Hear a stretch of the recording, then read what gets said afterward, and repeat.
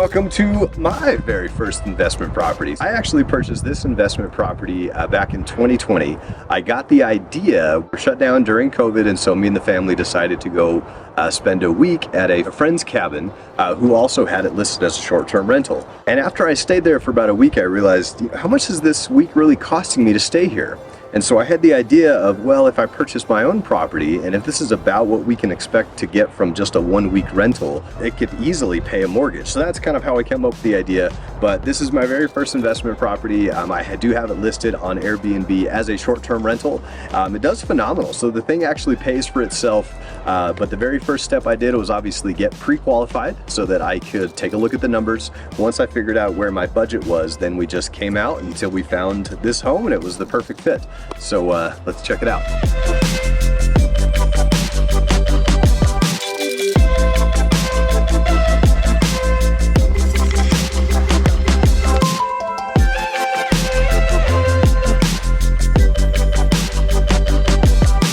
Here's my garage. Nothing fancy going on here. This is where we keep all of our extra supplies. So for the garage itself, I don't actually allow guests to access this part of the property. The garage sits on the first level, and then everything else is upstairs. In this area, I block off to all the guests so that I can keep like extra towels, toilet paper, and then just stuff that, you know, me and my family want to use that we don't want to allow our guests to use. So I have a little golf cart that I keep here. We've got our paddle boards. I have an extra truck that I keep down here, so we just have an extra vehicle to use.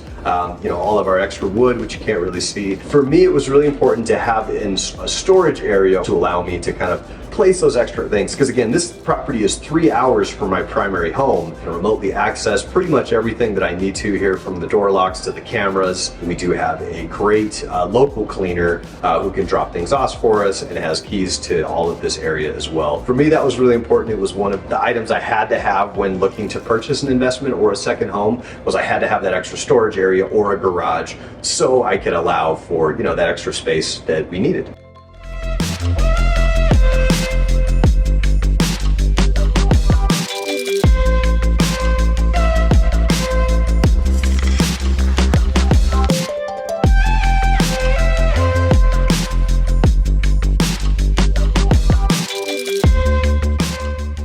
Originally got the idea when we were staying at a friend's cabin. We just wanted a nice little getaway for the weekend, and we fell in love with the area. This is Pinetop, Arizona. One of the things I really enjoyed was just the, you know, overall atmosphere. It is a little colder here. It's November. There's no snow yet. The cost that I had spent on staying there for a week, after thinking about it, I was like, you know what, this is about what a mortgage would cost me if I were to purchase my own property. I got pre-qualified, figured out how much I could afford, where I wanted my budget to be. And this property, I actually didn't purchase it as an investment property originally. I purchased it as a second home. The advantages of that was I got to do less of a down payment. So I got 10% down, very minimal out of pocket, just to kind of get the ball rolling, and it worked out great. So with what we charge every single night, I only need to rent this place out about 4 nights out of the month to be able to pay my mortgage and the other expenses that go along with it. To me, that was it was a no-brainer. Initially, I didn't rent it out for the first year that I lived in it. Gave us a chance to kind of fix it up, enjoy it, figure out the area, talk to other Airbnb hosts, figure out kind of what rents we're going for. So that's just how I did it. Again, I wanted to be pretty minimal risk, so, you know, did that 10% down, made sure I could afford the payment without having a renter in there. Started to get more renters in here, and now we rent it out more times than we stay here. We have to block times off for ourselves so that we can have time to stay here at our own cabin. One of the best investments I ever made. This thing literally pays for itself now, especially during the summer months when it gets really hot in the valley. Everybody wants to come down here and cool down.